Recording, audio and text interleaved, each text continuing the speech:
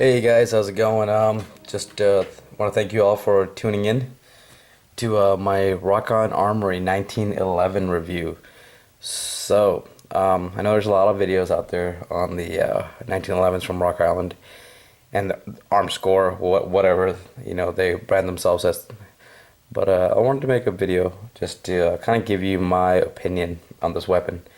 I'm not gonna fire it. There's plenty of firing videos all over YouTube. This is just gonna be what I think about it. If you're thinking about getting one, how I think you should go about acquiring it, and tell you a few things about the weapon that I like and I dislike. Alright, so first of all, just a few basic things about this weapon. This particular one is chambered in 45 ACP. It weighs about 38.4 ounces. That's a heavy gun, alright? So probably not a great everyday carry or a concealed carry. And the barrel length is 5 inches. Alright, so other than that, the basic, all the other measurements are about the same as it would be for a typical 1911. Alright, so this 1911, let's just go ahead and clear it, even though I know it's clear. Alright, there you go, YouTube, it's clear. Alright, I've been thinking about 1911s for a while now, and when I saw this one, I felt like I had to have it. So, love 1911s, always have. However, never was really too big of a fan of the price tags on them. Now, like Springfield 1911s can go anywhere from 700-800 all the way up to your Les Bears and such, thousands of dollars, right? So, for me, it's not reasonable to spend that much money on a 1911. So, I'm kind of like I went the cheap route. I went the the best bang for your buck route. And doing a lot of research, I looked and kind of realized that Rock On Armory 1911 was probably one of the best ones. I watched a lot of videos. Hickok 45 is a great video on this. Very informational, very informative video. I definitely urge you guys check it out if you want to watch a shooting video. Okay.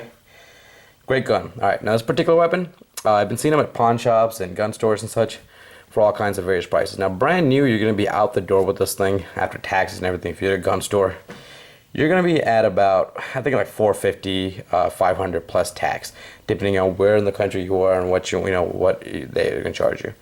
So, worst case scenario, you're looking at about $550 out the door. Okay. I picked up this gun from a local pawn shop for $320. I'm sorry, $329, and with taxes it came out to right at $350. Great deal, couldn't pass it up. From looking at it, I could tell that it hadn't really been fired very much. I looked at a lot of things, the feed ramp, the barrel, everything. It was a very clean gun. All right, so things I like about this gun: cheap, effective. I fired a couple of hundred rounds to it since I've had it, and it has not jammed on me at all. Alright, great gun for the money, okay?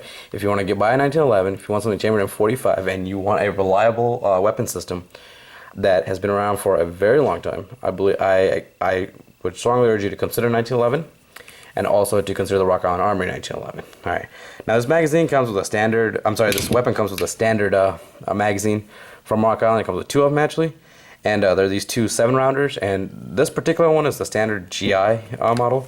They also have the tactical, and they have all kinds of other stuff. Now this has the GI sights. I don't know if you can see them.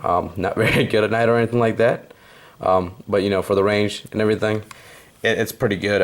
This is very accurate. When I've shot a lot of guns in my life, being in the Marine Corps. Don't have too much experience firing 45s, but when I first got it, I went to the range and I put out a lot of rounds to this. And guys, at 25-30 feet, I was consistently getting 2 to 3 inch groups, and that is not aiming really hard. That's really just doing muscle memory, just pointing and shooting, shot up to shot up to shot. Okay, really good group. So I was really impressed by it. And self-defense, home defense, whatever. I don't think this weapon's gonna. Be bad. I think it's gonna be a great weapon actually.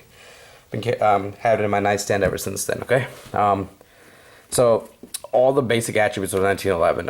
Obviously the safety right there is not ambidextrous, which I like because I am right-handed, and some of the weapons, some of the 1911s that have ambidextrous safeties, I don't like them because they hit my, they hit my knuckle or my shooting finger right there.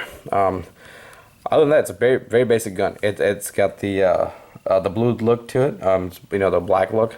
I like it. It looks tactical. It fits me. Fits what I do. I might Cerakote this at some point to a kind of a flat dark earth color. But I wanted a 1911 that I could beat up, and I could throw in my holster. I could take it out to the woods, go camping, whatever. I don't want a $1,300 Kimber when I'm doing that. Right? I want a $350 1911, and this one's working great for me. I've been firing at the range mostly these Federal FMJ. I don't know what grain it is, but these have been cycling very, very well through. And for my personal defense, I've been using the Federal HydroShock. These also a lot more kick, obviously. I don't know what the grain it is. It's in the twos, but these have also been cycling very, very well through them. I've heard the Hornady critical defense fires very well through them. Also, I haven't tried it. I have heard that the Armscore ammo does not fire well through it, which is ironic because obviously it's an Armscore weapon. This particular one also came with a Novak 8-round magazine, which I believe is about a $30 value, possibly more depending on where you get it from. And it also came with Hogue grips, the Hogue rubberized grips. Now the factory grips on this, the gun store, the pawn shop that I bought it from, they gave it to me because it was with it. Guys, I tried it. It's horrible. These Hogue grips are great. Now this is about a $20 value on eBay. So for roughly $350 from a gun store, I got 2 magazines, one being a Novak, the weapon, and the Hogue grip. Altogether, that's about a $600 or $650, $625 value, depending on where you're buying it from. If you're gonna buy one of these, I strongly urge you to look at a gun store. All right. So the one thing about it that I'm not too happy with so far. Now, I fired weapons for a long time. I know how to properly hold a weapon. I know how to properly fire a weapon. This particular weapon, I don't know if this is happens with all Rock Hollins or not.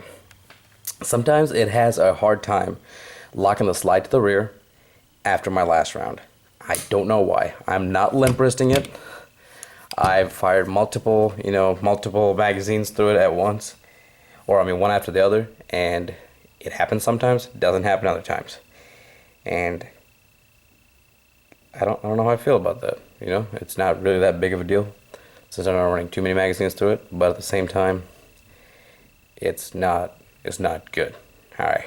The other thing, again, I've heard this happens with several 1911s, or I'm sorry, several Rock Holland 1911s. I'm not too sure if this is an issue with my gun or not, but here it is. Okay, with a full magazine,